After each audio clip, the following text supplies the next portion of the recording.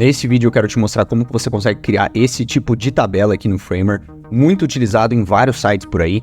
Inclusive você consegue usar esse mesmo conceito para criar outros tipos de seções no seu site também. Fala turma, sejam muito bem-vindos. Antes de eu entrar aqui no editor do Framer, quero só mostrar alguns exemplos rápidos aqui para vocês, começando por esse 2leg, muito comum nessas páginas de precificação, você com certeza já viu algo parecido por aí, onde a gente alternando aqui entre os botões, ele vai me mostrar preços diferentes e também aqui benefícios diferentes de cada plano. Aqui no site do Webflow, mesma coisa, só que eles até combinaram dois tipos de interações aqui, então eu consigo alternar entre General e E-Commerce, e ao mesmo tempo eu consigo alternar aqui entre o valor mensal e anual, que daí o preço se altera. Por fim, a gente consegue usar esse mesmo conceito para criar outros tipos de seções que não tem nenhuma relação com essas tabelas de precificação, como é o caso dessa daqui, onde eu clicando em cada um desses elementos, a minha variante aqui vai se alternar também, tá? Então vamos lá, voltar aqui dentro do editor do Framer. E agora eu já tenho os cards aqui, criei eles antes para a gente economizar tempo. E a primeira coisa que eu vou fazer aqui é criar o nosso botão. Então vou apertar F no teclado para desenhar um frame. Vou deixar ele com 60 pixels aqui de largura. Aumentar o raio da borda. E eu vou deixar o fundo dele já nessa cor laranja aqui também. Por fim, vou adicionar um layout para transformar esse nosso frame em um stack. E agora eu posso desenhar um novo frame aqui dentro. Estou segurando o Shift para que ele mantenha a mesma proporção. Trocar a cor aqui para branco e aumentar o raio da borda para o máximo para tornar isso daqui um círculo. Eu também vou precisar dos textos indicativos, então vou apertar T no meu teclado, escrever aqui anual, só alterar a cor para a gente conseguir enxergar, e mensal. Legal. Agora eu já posso juntar todos esses meus elementos segurando o Shift e adicionar eles dentro de um stack. Alterar aqui a direção para lado a lado e aumentar um pouco o gap entre eles.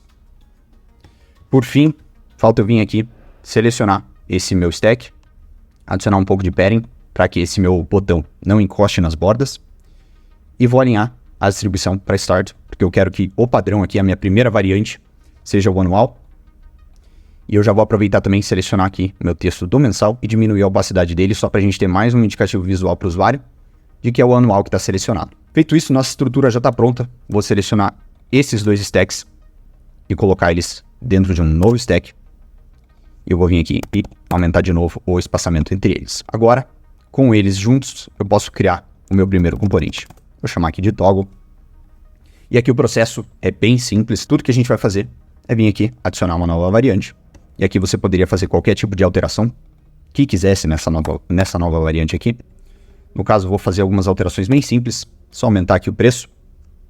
E aí, obviamente, a gente precisa mexer no nosso botão. Então, vou vir aqui no anual, diminuir a opacidade dele para 50%, igual a gente tinha feito no outro. Vou aumentar aqui a do mensal. Clicar nesse meu stack. Alterar a distribuição aqui para o end, para que ele venha para cá. E eu também vou alterar a cor de fundo desse meu botão para um cinza mais claro.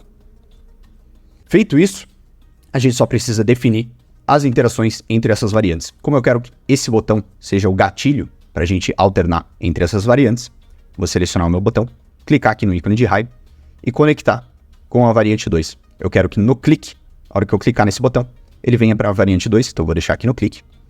E aí, basta eu clicar no botão de novo, lembrando que tudo que eu fizer aqui nessa minha variante principal, ele vai ser aplicado para essa variante 2 aqui também. Então ele já adicionou aqui a minha interação, tudo que eu preciso fazer é vir aqui e alterar de variante 2 para ele voltar para a variante 1.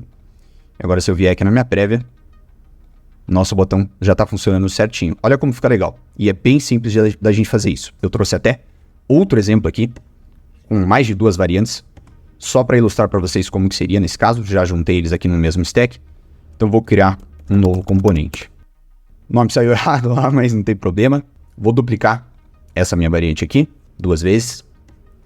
E aqui, o processo é o mesmo. Vamos começar aqui com uma indicação visual de que agora é a imagem 2 que está selecionada. O que eu fiz aqui? Eu já adicionei, na verdade ainda não, mas eu vou pegar essa mesma cor de fundo.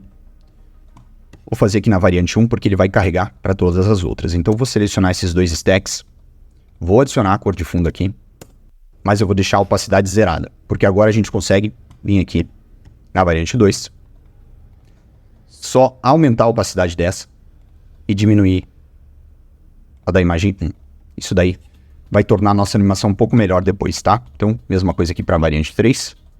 Vou diminuir a opacidade e aumentar a opacidade aqui da imagem 3. Agora, obviamente, a gente precisaria vir aqui nas imagens. Vou selecionar umas aleatórias aqui. E, novamente, a gente precisa definir as interações. Então, eu vou vir aqui na imagem 2, conectar com a minha variante 2 no clique, perfeito. Mesma coisa para imagem 3. Vou vir no ícone de raio, conectar com a minha variante 3 no clique também. Então, mais uma vez, tudo que eu fiz aqui foi replicado para essas outras variantes já. Se, por exemplo, eu vier aqui nesse botão da imagem 3, ele já está ali com a minha interação definida. Só que a gente não definiu ainda a interação para esse botão da imagem 1. Então, se eu vier aqui na imagem 2, tentar clicar na imagem 1, não tem nenhuma interação definida. E aí, tudo que a gente precisa fazer aqui é pegar esse botão e conectar com ela mesma. E agora sim, se eu vier aqui na prévia, todas as interações estão funcionando perfeitamente. Uma última coisa que eu queria mostrar aqui para vocês, que eu acho bem interessante, vamos tornar isso aqui responsivo. Obviamente aqui na versão para celular a gente precisaria desses cards um em cima do outro. Então vamos fazer isso agora. Você pode criar uma variante separada aqui para a versão para celular, sem problema nenhum. Mas nesse caso aqui em específico, eu acho que tem um jeito até mais prático da gente fazer isso. E eu vou mostrar para vocês agora. Vou selecionar aqui minha variante principal e alterar a largura dela para um valor fixo. E aí eu vou vir aqui nesse meu stack que agrupa os cards e alterar a largura para fill. Por último, vou vir aqui no wrap e ativar o wrap. Aqui ele não vai ter mudado nada. Mas a hora que eu volto para a versão para celular, clico no meu componente e altero a largura para fill. Aí sim, ele vai se ajustar aqui ao tamanho da tela. E ele vai ficar nesse formato até que ele tenha espaço para colocar os cards lado a lado. Então por isso que eu gosto de fazer dessa forma. E aí, se por acaso você quiser alterar alguma coisa em específico aqui, nessa versão para celular, digamos que você não queira criar uma variante nova, separada aqui para o celular, digamos que, por exemplo, você só queira alterar o tamanho da fonte aqui do preço, você pode simplesmente vir aqui, vir no size e criar uma variável para o tamanho da fonte. E aí voltar aqui no componente para o celular, clicando em cima dele, agora a gente tem a opção de controlar o tamanho dessa fonte aqui. Então diminuindo, ele vai afetar ali só o celular. Dessa forma a gente consegue fazer algumas alterações básicas aqui sem precisar criar uma variante nova. Então pode ser interessante dependendo do conteúdo que você tiver aqui. E para esse vídeo era isso, vou deixar aqui na descrição o link para você acessar o material dessa aula, tentar replicar tudo que eu fiz aqui, tá? E se você tá curtindo esse conteúdo, se inscreve aqui no canal, segue lá no Instagram também, @Framer na prática, que eu também compartilho algumas coisas por lá. E aproveita e me conta aqui nos comentários se você conseguiu acompanhar a aula até o final, beleza? Valeu e até a próxima.